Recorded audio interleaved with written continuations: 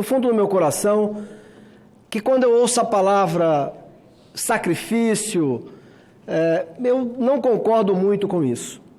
Senador Tasso Gereissati, com a sua experiência, por que eu não concordo muito com isso? Porque a esmagadora maioria da população brasileira que está ou que está perto de se aposentar, vive cerca de 90% dela com 2 salários mínimos. E essa esmagadora população, de cerca de 90%, é a que já trabalha até 60 e tantos anos de vida. Portanto, o que nós temos que fazer aqui, como a Câmara, é, se não acabar, mas pelo menos diminuir muito os privilégios daqueles que têm aposentadorias precoces e milionárias. Mas, ao dizer isso, e hoje, quando a bola vem para o Senado, talvez seja um momento importante, senhor presidente, de acabar, de com esse exemplo, ajudarmos a acabar com aquela ideia de que tudo começa agora, porque não começa agora.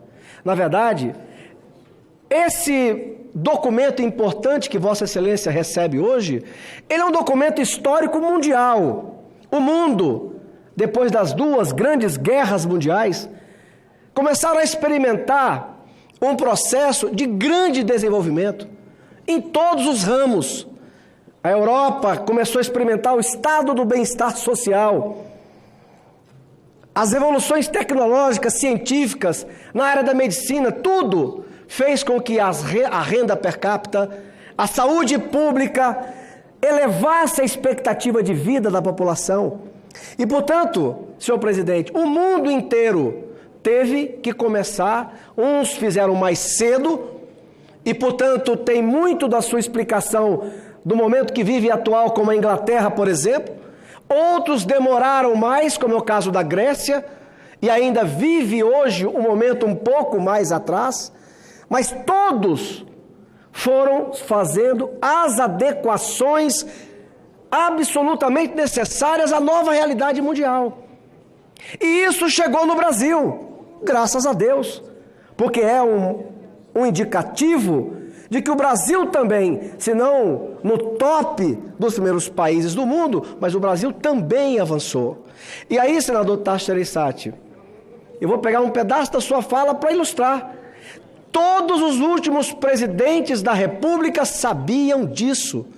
E de forma mais intensa ou menos, todos deram a sua contribuição.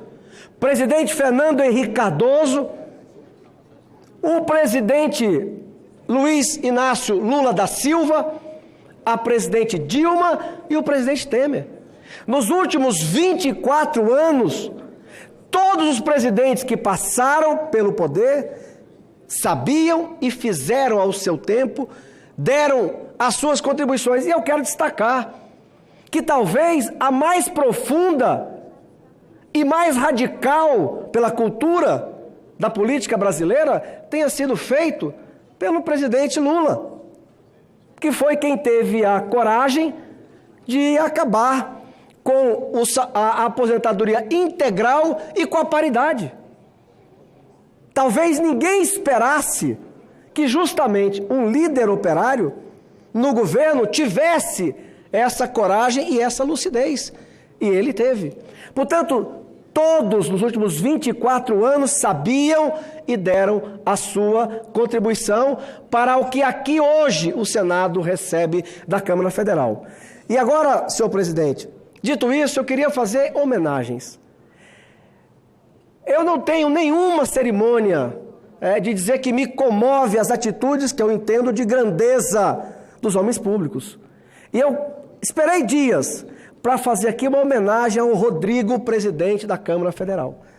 Eu não sei, é óbvio que o presidente Jair Bolsonaro, o seu governo, a líder Joyce, tem a sua história, a sua contribuição para esse momento, mas eu não sei, presidente, honestamente, se nós não tivéssemos a firmeza do deputado Rodrigo Maia, se nós estaríamos recebendo hoje este documento, como disse o senador Tasso Gereissati, o melhor possível, porque o melhor não é o que eu quero, O melhor é aquilo que as circunstâncias permitem que seja.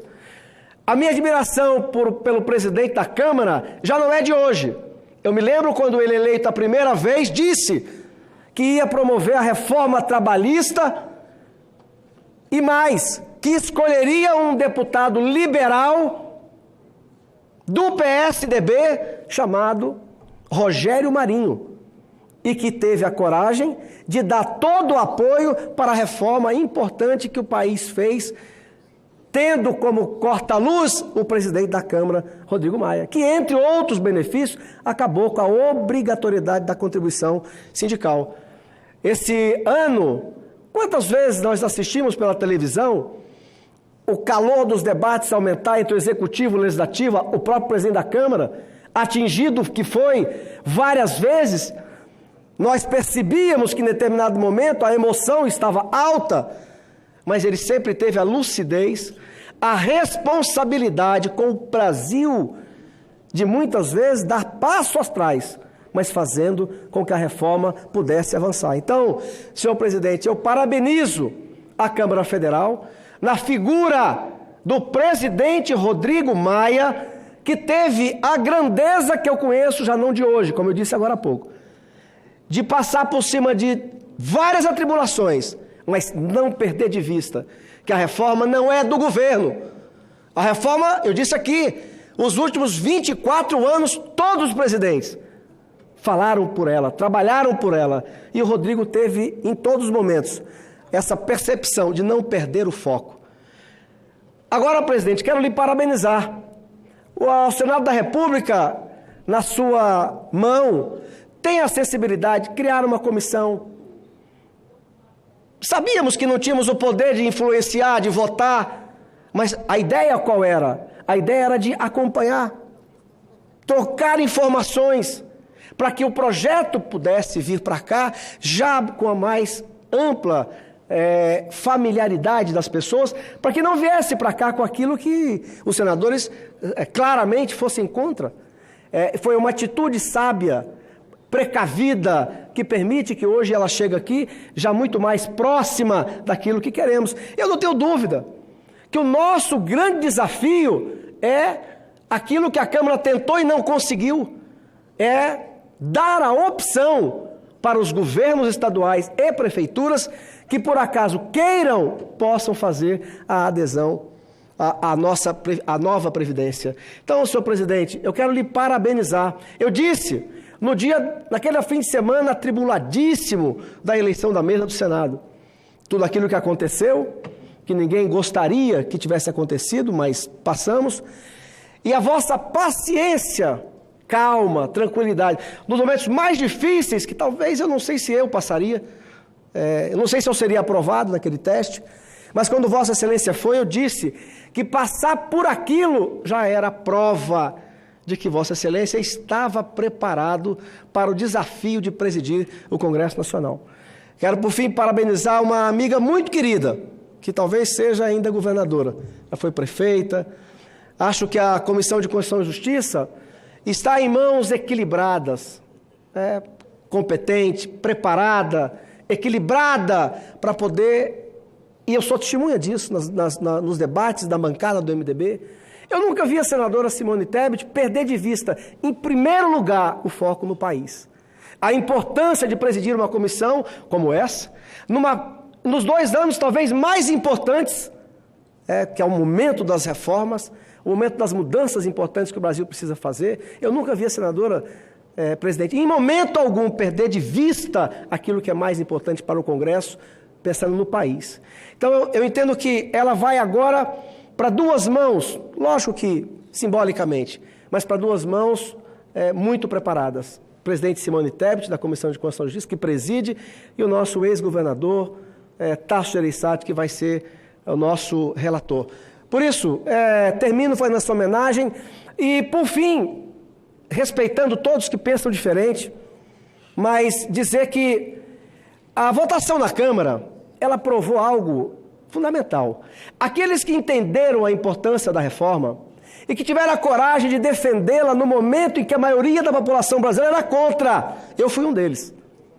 Eu fui candidato sem mandato. Muitos diziam para mim: por que é que você está falando de uma reforma? Você não é parlamentar. Por que é que está falando de uma reforma que contraria alguns interesses? E eu respondia, disse: mas é possível alguém querer ser senador da República e não dizer o que pensa de um tema fundamental para o país? Então, a opinião pública há 1 ano, há 2, talvez 80% dela ou mais era contra. Mas eu quero aqui saudar todos aqueles que sabiam da importância e de se colocar contra a maré. E foram conversando, o governo e as pessoas foram percebendo e mudando a sua visão ao ter conhecimento. E chegamos ao ponto, hoje, que a maior parte da população brasileira compreende que tem que mudar. Então, senhor presidente, eu faço aqui com todo respeito àqueles que, por convicção, são contra a mudança.